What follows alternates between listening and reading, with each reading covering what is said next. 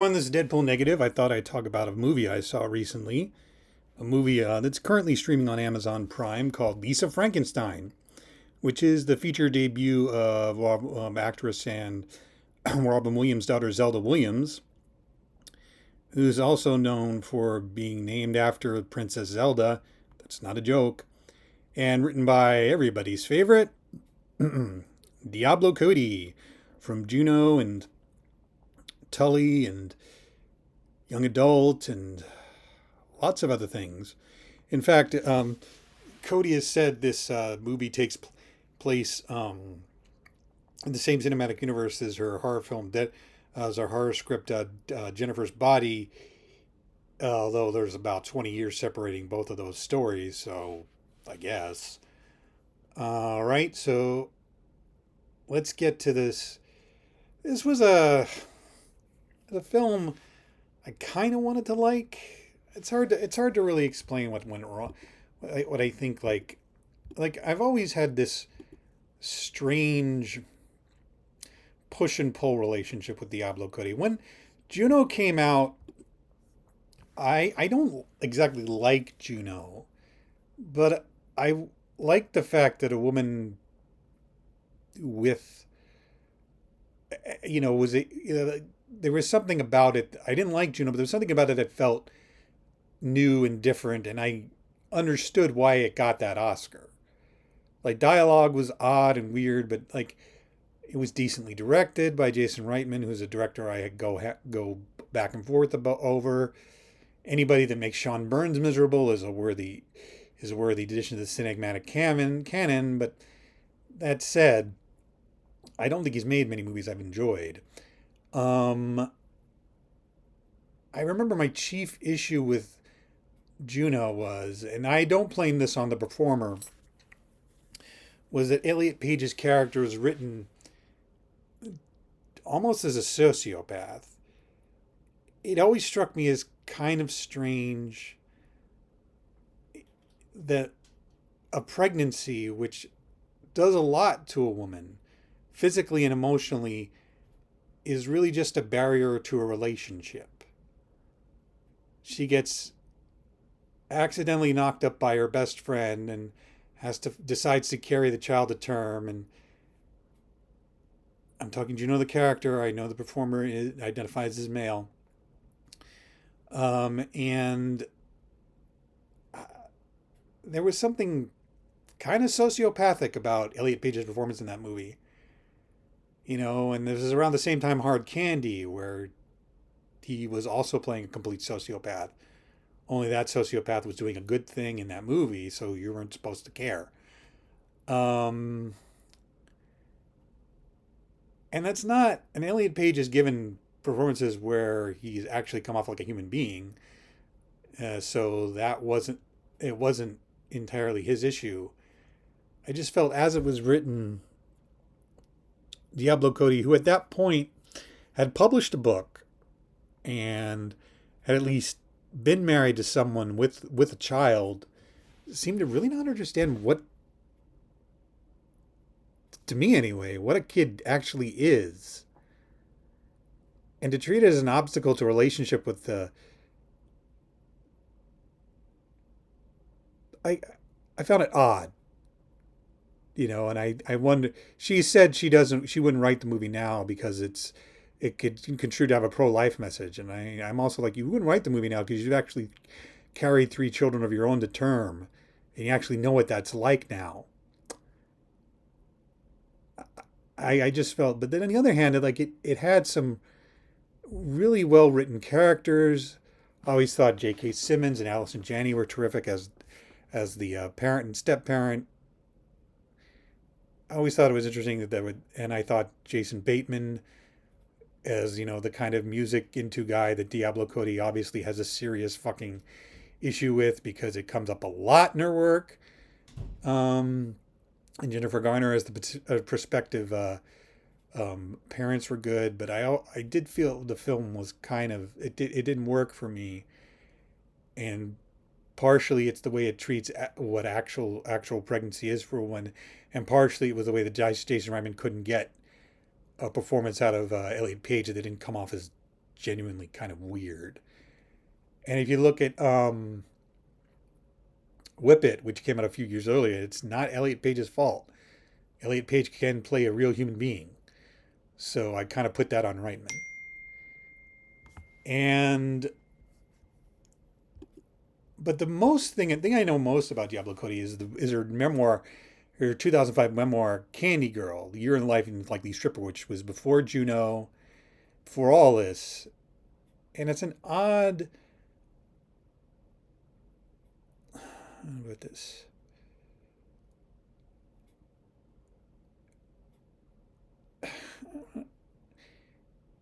Again, like the word sociopath keeps coming up when I think of Diablo Cody, even though I have no idea what Nee Brooke Busey is actually like in real life.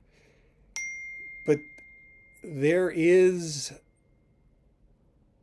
a feel like it's Candy Girl, a year in life. She moved to her boyfriend, later her first husband, in Minnesota. It was cold. She was miserable typing copy at an ad agency, so she decided to become a stripper. I mean, she's pretty, like, but the book is kind of low on insight and more about like Diablo Cody's internal feelings at that time in her life.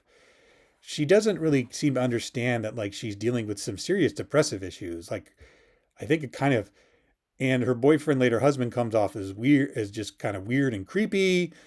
And her treatment of the kid is like of his kid is made me uncomfortable.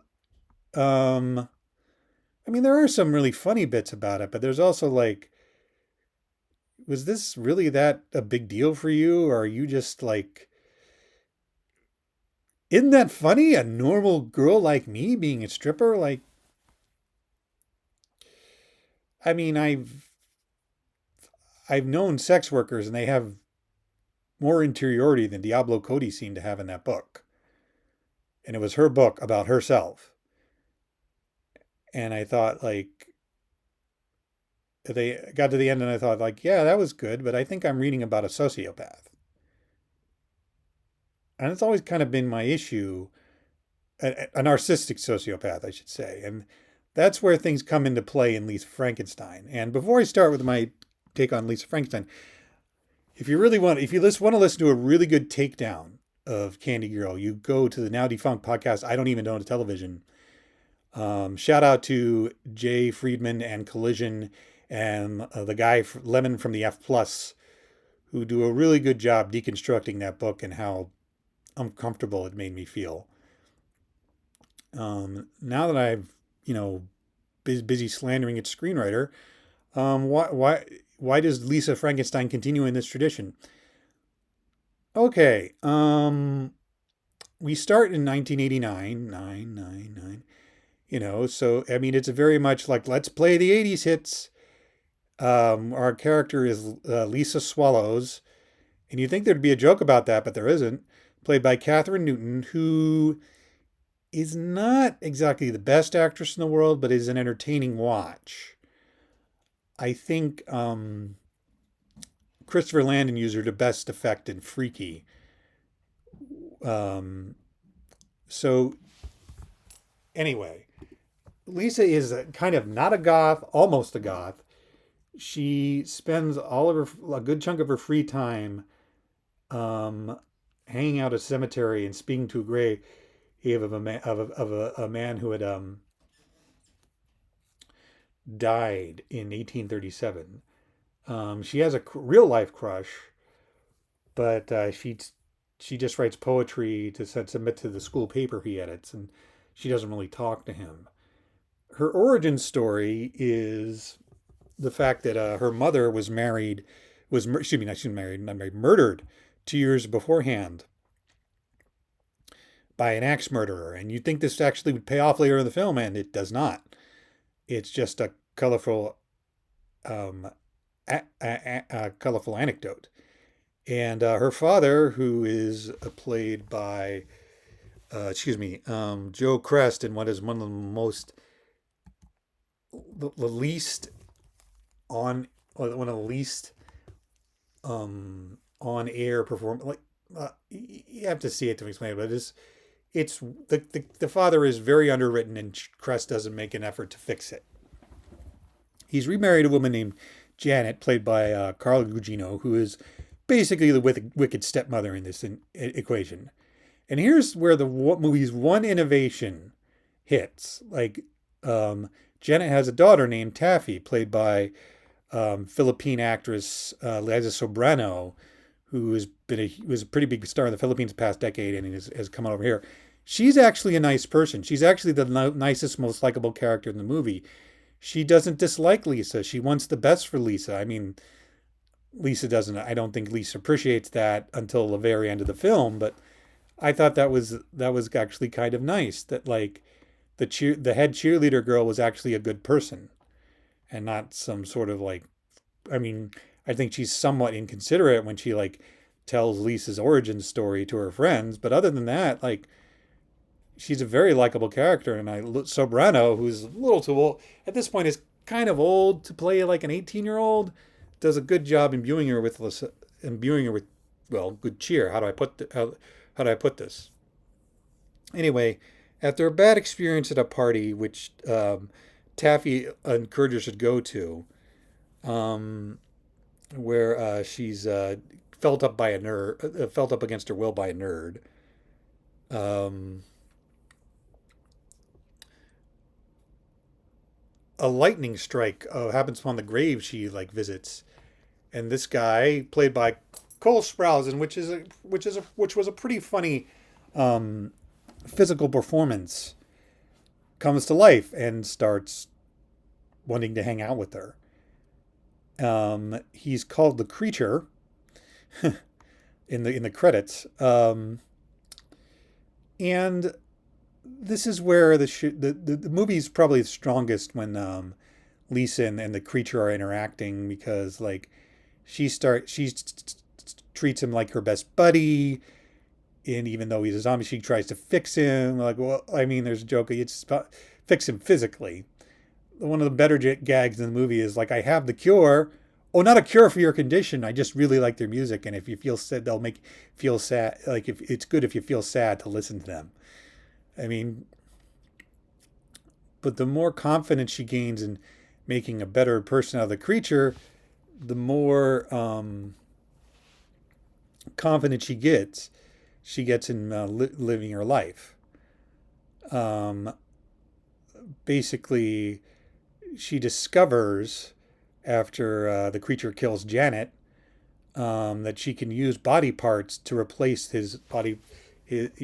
body parts to replace his missing body parts, and she can use a tanning bed to activate them. Yes, the movie science is really bad, and that really kind of hurts the ending. But I'll get that and I'll get to that later. Um, it starts good, but like then it starts kind of like Zelda Williams is it's her first feature film, and I think she's having trouble with tone, because we have Joe Chrest, we have like Liza Sobreano's fun, and like we have Kathryn Newton, who's playing Lisa, is pretty much the more confident she gains, like putting the Creature back together, the meaner and more, gonna use that word again, sociopathic and narcissistic she gets. And she murders like the nerdy guy who felt her up, and I'm like, yeah, he was bad, but copping a feel isn't worth murder. Um, and the tone is like, am I watching a horror or horror comedy? And it kind of wavers between, like, I think only Cole Sprouse and Carla Gugino are really on the right wavelength in the movie. Their performances are mostly comedic, and I think that really works best for the story. But the movie also can't figure out if like we're supposed to root for Lisa or not root for her. I mean, Newton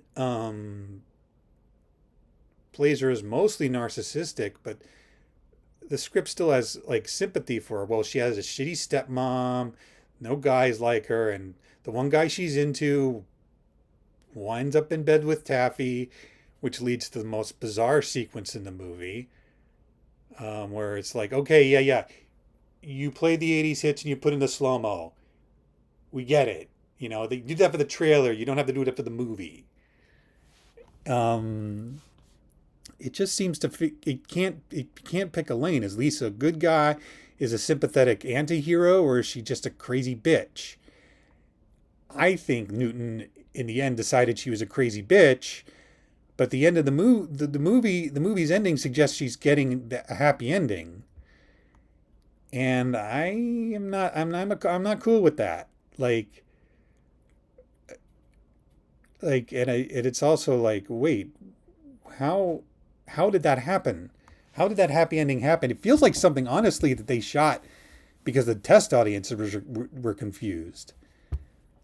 So, I mean, I really don't know what Cody was going for here. I would, I'm sure, like, I would love for her to explain it to me, because I just feel kind of like, okay, I guess, like, is it bad for, her to do all this? Um, or is it good for her to do all this? Like, movie can't pick a lane, because the per, the people she kills have a good reason. Like, hmm, I wish I could explain it, and then you have to actually watch it. And I don't want you to watch it because the movie is not good. Because the movie can't figure out Lisa, if we're supposed to root for Lisa or not. And the ending, I thought the movie was making the decision that Lisa was a bad person, but the ending kind of flips that in a way that, again, feels like a last minute decision. So if you if Kathryn Newton dressing in hot 80s goth fashions is your fetish, and believe me, I know people who that is a big fetish for, I would definitely watch Lisa Frankenstein. If you're looking for ammo to shoot at Diablo Cody with, this film will help you.